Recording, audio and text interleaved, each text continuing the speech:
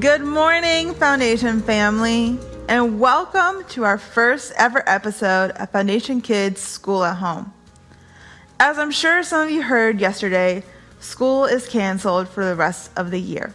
And so we wanted to kind of change up what we were doing today and make it so that you guys could have some extra help with teaching at home. I know a lot of you guys have become homeschool teachers all of a sudden, and you didn't plan it. So today, we're going to start off with a preschool episode. I will do some teaching towards the kids and some teaching for you parents at home. Some tips and tricks to help teach at home. I used to be a preschool teacher, and so I figured we'd start the morning off just like I would with them. So if you'll stand up on your feet, go ahead, get on your feet. We're going to do our good morning wake up song. All right? I'm not the best singer, but sing along. Way up in the sky, the little birdies fly. Way down in the nest, the little birdies rest. Shh, don't wake the birdies. And up comes the sun, the dew falls away. Good morning, the little birdies say. Woo! All right, we're going to take some time to stretch it out now. So if you will, on your toes, go ahead and stand up on your tippy toes and back down. And up on your tippy toes and back down. One more time, and up on your tippy toes and back down. We're going to roll out our ankles. All right. We're going to sway our hips side to side. We're going to roll our arms from one side and then back to the other. We're going to clap twice up top and 3 times down low. All right, we're going to start today off with the letter G. The letter G is a great letter. It's one of my favorite letters, mostly because I love the Georgia Bulldogs and I love giraffes. So we're going to start this morning off with and it's called Giraffes King. Gerald was a tall giraffe whose neck was long and slim, but his knees were awfully crooked and his legs were rather thin. He was very good at standing still and munching shoots of trees, but when he tried to turn around, he buckled at the knees. Look at him falling in the cloud of dust around him. Now, every year in Africa, they hold the jungle dance, where every single animal turns up to skip and prance. And this year, when the day arrived, poor Gerald felt so sad, because when it came to dancing, he was very bad. Oh, poor Gerald. The warthogs started waltzing, and the rhinos rock and rolled. The lions danced the tango that was elegant and bold. Look at their little rose in their mouth. The chimps all did a cha-cha with a very Latin feel, and 8 baboons teamed up for a splendid Scottish reel. Look at them dancing around. Gerald swallowed bravely as he walked toward the floor, but the lions saw him coming, and they soon began to roar. Hey, look at clumsy Gerald, all the animals sneered. Giraffes can't dance, you silly fool. Oh, Gerald, you're so weird.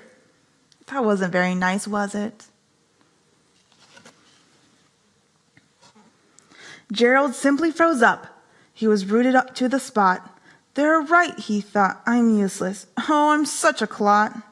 So he crept off from the dance floor and he started walking home. He never felt so sad before. So sad and alone. Poor Gerald. Then he found a little clearing, and he looked up at the sky. The moon was so beautiful, he whispered, with a sigh.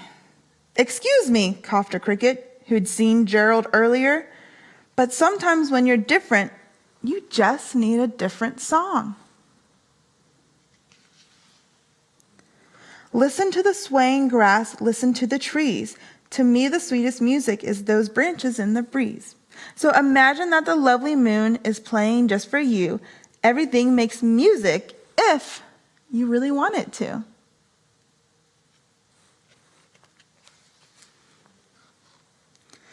With that, the cricket smiled and picked up his violin. Then Gerald felt his body do the most amazing thing. His hooves started shuffling and making circles on the ground.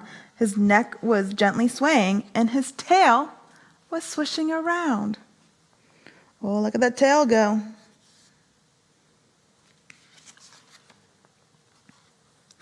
He threw his legs out sideways, and he swung them everywhere. Then he did a backward somersault, and he leapt up in the air. Look at him. He's off the ground. Gerald felt so wonderful. His mouth was wide open. I'm dancing. Yes, I'm dancing. I am dancing, Gerald cried. How excited he is. Look at that bat. Then one by one, each animal who'd been there at the dance arrived while Gerald boogied and watched him quite entranced. They shouted, "It's a miracle! We must be in a dream. Gerald's the best dancer we've ever seen." It's an elephant and a lion, a turtle. How did you learn to dance like that? Please, Gerald, tell us how. But Gerald simply twirled around and finished with a bow. Look, they're throwing flowers at him. Then he raised his head and looked up at the moon and the stars above. We all can dance, he said, when we find the music that we love. And that's our friend Gerald, the giraffe. And if you notice, giraffe starts with the letter G. And so G is a tricky letter though sometimes, because G can sound like J, J, like a J, or a G, G, like go. And so Gerald and giraffe both start with G, but they sound a little like J. For you parents at home, when teaching the letter G, I have some activity sheets that we've uploaded onto our website to help with tracing and writing. They have this first one has a capital G and a lowercase g, and the arrows kind of show you which way to write them. We have some tracing up here, and then we have some G words at the bottom. There's goose, goat, grapes, ground, and ghost. And you can cut them out and glue them onto your G's. They can color them as well. I'm curious though, kids, how many words can you find this week that rhyme with the word goat? Rhyming's always fun because they always sound similar. We also have some other sheets on the website in this PDF. The Gruffalo, which is another one of my favorite books. There's a coloring sheet with him. If you have this book at home, it's another great book to read for the letter G and color him. We also have this one, which it says to use a bingo dauber, or you can use coloring where they find all the G's on the people for gingerbread men. Then we have our ghost sheet, and so this one has numbers on it. And so they can roll a dice and then color in the number that the dice rolls. So it's a good counting exercise, but also with the ghost relating back to G.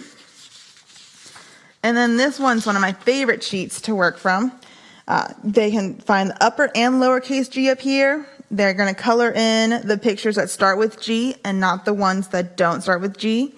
And then I asked them to make a pattern down here. So whether it's a 2 pattern like red, green, or red, green, yellow, red, green, yellow. These worksheets are some that I found while I was teaching and some that I've made. And so we've just compiled them into a PDF that's on our website. It's foundationnoonan.com/kids. You'll find a button at the top of the page with this on there for you guys to print off at home. And if you don't have a printer at home, it's simple enough that you can make your own. You just need a Sharpie and some paper, and you can draw dashed lines for G's for them to trace. I always love using dry erase markers so that they can reuse them. And so a couple hacks for that. If you have any sheet protectors at home, you can slide the sheet of paper underneath them. And if you have a dry erase marker, they can trace, and so they can do it multiple times. Or you can also do it with a water-based marker. They don't show up as well, but it will work. If you don't have a sheet protector, because let's be honest, a lot of us do, Ziploc bags also work great for this. And so you can slide the piece of paper in there and they can trace again and again with that. Now I'm going to show some techniques for our G on the board. There's two G's, of course, as we know. There's a capital G and a lowercase g. And so with the big capital G, you want to talk through how to draw it. Now, a G, half of it kind of looks like a letter we already know. Which, can anyone guess that letter? It's a C. So when you're drawing or writing a G, you're going to start off with a C, right? And then you're going to come back up from that C and draw just a straight line across. And that is your big capital G. Now for your lowercase g, it's a shape we know. Does anyone know what shape that is? It's an O, or a circle. It looks like an O. And then you're going to draw your line down and around. And what's really cool about that line is it looks like another letter that G also sounds like, which is J. So there's your capital G and your lowercase g. As you go through the week, we want you guys to point out words that you know that start with G. So as you're making things or going to the grocery store, right? Grocery store starts with G. If you're going to pick up your groceries, talk about G for groceries and what type of groceries you picked up. Maybe you have grapes in your bag, right? Maybe you have a green apple. We want you guys to talk through all these things you do on a normal day. So as you're sitting down for lunch, discuss what's on your plate. Is there anything green? Are there grapes? Is there anything else that starts with the letter G? As you play outside, what kind of things have that G letter on it? It's always good to sound it out too, because like I said, that G is a tricky one. It sounds kind of like a J sometimes, and sometimes like a G. So there's giraffe, and then there's Georgia Bulldogs. And so that G can kind of be a little tricky. So go ahead and start walking through different ways that you can sound out the words with that letter G, different words with the letter G, and then just talking through everything you do and pointing out that G letter. I would recommend, if you guys are able to find some books like this one here. It's a Wipe Clean Maze book, so it's really good when you start drawing all those lines. It's a dry erase one, so as you can see here, there's some dry erase markers still on it, and so they just get to follow and practice their lines with this. I would highly recommend, if you're able to get something like this at your house, so over the next couple weeks and through the summer, they can just still be practicing their lines. This is really great because you can just keep erasing it and they can keep doing it, and you'll be able to see how their lines will get better as the time goes on.